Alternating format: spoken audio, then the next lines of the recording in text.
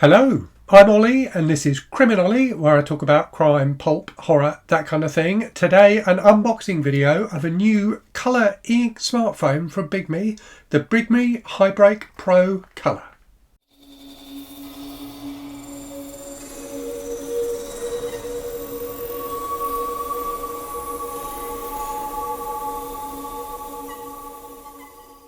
Bigme very kindly sent me this for review. I'll leave a link in the description to the video to their website where you can pre-order it. That will be an affiliate link, so I do earn a small commission which goes towards the running of the channel should you choose to buy one using my link. So you may remember I reviewed the Bigme Hibreak Pro, which I have here on the channel some time ago, and I used this as my main phone for probably 3 or 4 months. The only reason I moved away from it was that I was starting to really get into photography, and e-ink phones are not great for photography, so I did move back to using my iPhone. But I found this to be a really competent device, and a device that definitely cut down on my screen time. I was spending much less time like randomly browsing rubbish on the internet when I was using this phone, and that is something I'm keen to get back to. So I'll definitely be using the Hibreak Pro Color as my main device for a while, to give you a really realistic impression of what it's like to use, but also because I definitely felt benefits of moving to an e-ink phone. So let's talk about the differences. Before I do the unboxing, let's talk about the differences between the Hibreak Pro Color and the Hibreak Pro.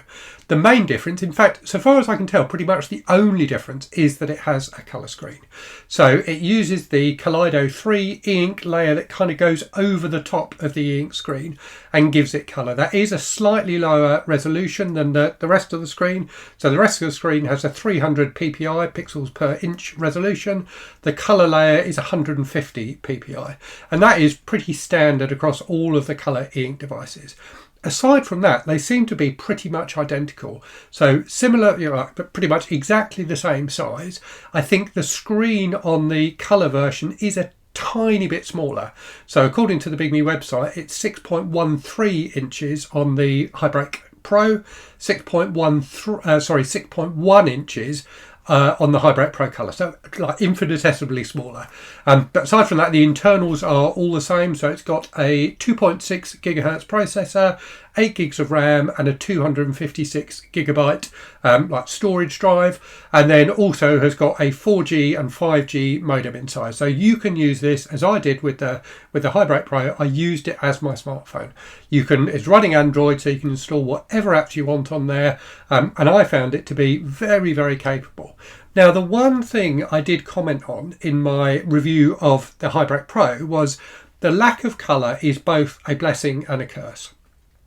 The blessing part is, as I've said, it makes the phone much less enticing, and I definitely found that my doom scrolling dropped a lot when I was using a black and white phone. The downside is that there are some things where having colour is really helpful. One of the big ones for me was playing Wordle. It's impossible to play Wordle on a black and white screen because you can't tell the differences between the colours of the squares. Also, things like Google Maps, while they work very well on the Hibreak Pro, the lack of colour does make it more difficult to read the map. So I'm really interested to see in daily use what the addition of colour on the Hibreak Pro Color does to the way that the phone feels and its usability. Is it going to make it more of a draw? Am I going to get sucked into using it in ways that don't necessarily feel productive or helpful to me, or will it actually just maintain the level of kind of separation from like internet addiction, if you like, that the Hibreak Pro gave me, whilst also having the benefit of some apps being easier to use because they've got colour screens. The final thing for me to say before I flip the camera and get into the unboxing is the price. So the price right now on the Bigme site is just under £300 or just under $400. Obviously you may have to pay import duty on top of that, but that's kind of your basic price for this device. Right, that's enough waffling. Let's get on with the unboxing. Okay, here we go. I've got my Swiss Army knife to get into it. Okay, so it looks like the box is the pretty standard Bigme box, white with a kind of rose gold lettering.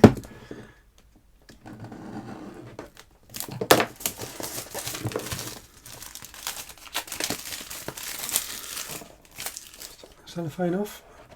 There we go. I think this one is, yeah, so this is black rather than white. It does feel to me slightly heavier than the Hibreak. I might be wrong. It comes with a case, as you can see, so there's a case on it. Power is off at the moment. At the bottom there you can see the USB-C port for charging and data and stuff like that.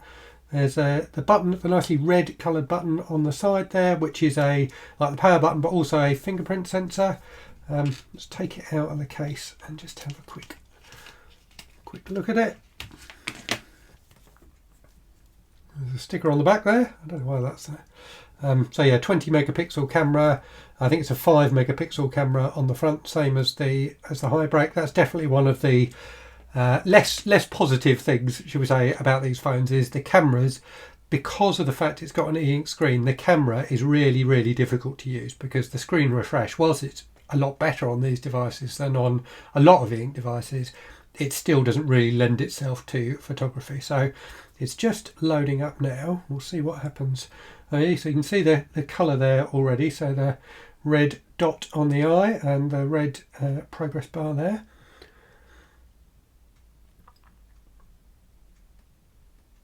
Okay, let's go into English.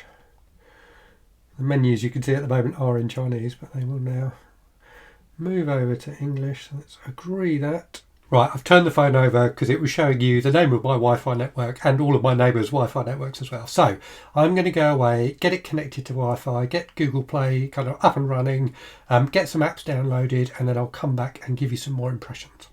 Okay, I've got it all set up and so far so good. You can see at the top there I've got a 5G signal, so I put a SIM card I had lying around inside and that seems to work absolutely fine. I haven't tried making calls or anything like that yet, but I have logged in with my Google account, logged into Google Play and downloaded a few things. So I've got like Spotify on here, for example, and you can see the scrolling is really decent for an e-ink screen, and the colours are pretty nice and vibrant as well. They're not anywhere near as vibrant as the colours on an LCD style screen, but they are pretty good. You've got these programmable buttons at the side here, which I programmed so you can easily get back to the home screen, or you can just swipe up from the bottom.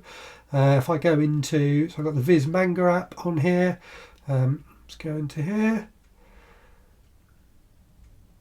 So this looks pretty decent. You can certainly read it nice and easily. You know, scrolling and everything like that through it is really nice, and the colours on the screens that have colour look pretty decent as well.